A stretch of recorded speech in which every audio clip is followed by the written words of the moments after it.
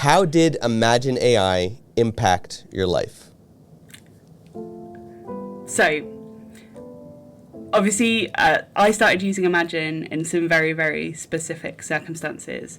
In September, the beginning of September, just after I'd shot 14 weddings in August.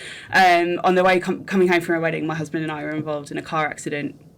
It was a hit and run on the motorway, and like how either of us walked away from the crash is a miracle, really. Like the pictures of the car that I've seen don't really represent what my car looked like before the crash. So after the accident, I was in hospital for a week. I had 2 operations to reconstruct my arm, and then 2.5, 3 weeks later, I had to have another operation because things didn't quite go to plan.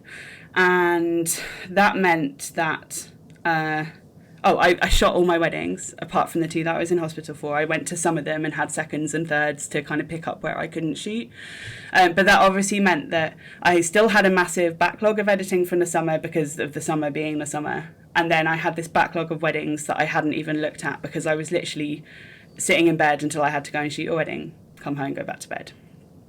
And suddenly I found myself, I guess at the beginning of October, with 20 weddings to edit, and the grey cloud of having that much editing on your shoulders. On my own, I average 4,000 to 5,000 photos a wedding. If Reese is shooting with me, he shoots similar, so I can have 10,000 rules to look at, for each wedding. And actually, the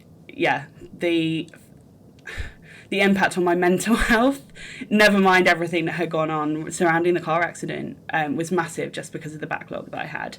And someone said to me, "Oh, you need to try Imagine." And I was like, yeah, but how? How can it just do this stuff for me? It didn't make sense. And then I was like, when you're in the thick of it, you're like, oh, I haven't got time to do this. Like all my time, it all boiled down to the fact that I couldn't put my elbow down because of where the damage was to my arm. So I was like, all the time that I've got where I can put my elbow down on the desk, I now need to spend editing. I haven't got hours to be like pulling out photos to send to see if it works.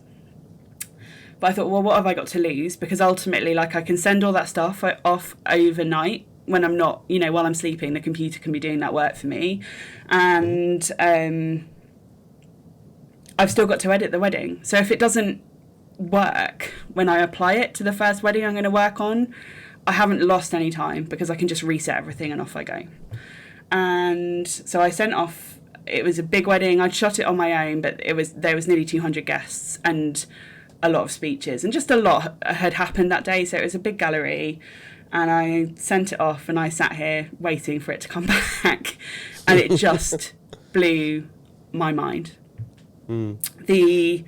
Everything that was outdoors was perfect. I kept resetting it and applying my preset, and I couldn't see a difference. And indoors it needed some work, and over time, obviously I don't know how many weddings I've delivered since that first wedding that I sent, but I think I'm well over the 5,000 for it to have started, adjusting my profile.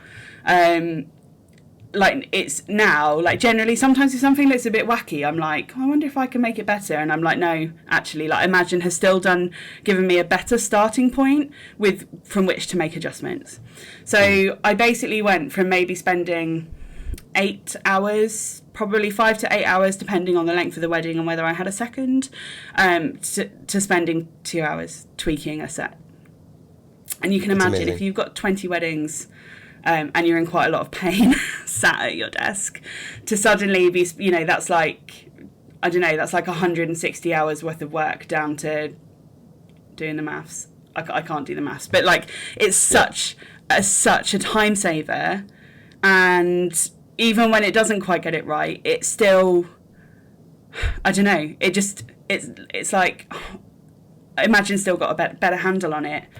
And I can't, all the time, whenever I'm talking to people about how they have to just give it a try, I'm like, you can't go wrong, because actually getting it set up isn't this massive time-consuming process that I thought it was going to be. And I know that obviously I've got a very unique set of circumstances, but all of us could benefit from having more time not working. I think when we own our own businesses, we're all guilty of having a really terrible work-life balance. And actually, you You were in between surgeries and you were doing weddings. Like, you want to talk about work-life balance? That you shouldn't have been doing those weddings. Yeah, I probably shouldn't have done. But in normal circumstances, maybe I wouldn't have done. But some of my couples were 4 or 5 times postponed, and it just felt like it was. I don't know. I just felt so bad for them, being like, "Oh, I know you've had to postpone 5 times, but now you also don't get the photographer of your choice." So going. Like, it felt nice to be there and have a distraction, but also one of my brides is a physiotherapist, and she was like, I haven't had to have any physio on my arm now, it's all healed. And she was like, the best thing that you probably did, in fact, was go and lift your camera up to your eye a few times a week, just in terms of like my mobility and stuff. So, but we were talking about this before we started recording. Like, we've basically been able to take January off. And I've still got editing to do, but if I think to how long editing was taking me before, like, I'd probably still be editing September now, not like the beginning of November. And I would be rolling my eyes about having to edit rather than just being like, yeah, it's okay, it's just another day and I'm just going to do another wedding and crack that out today.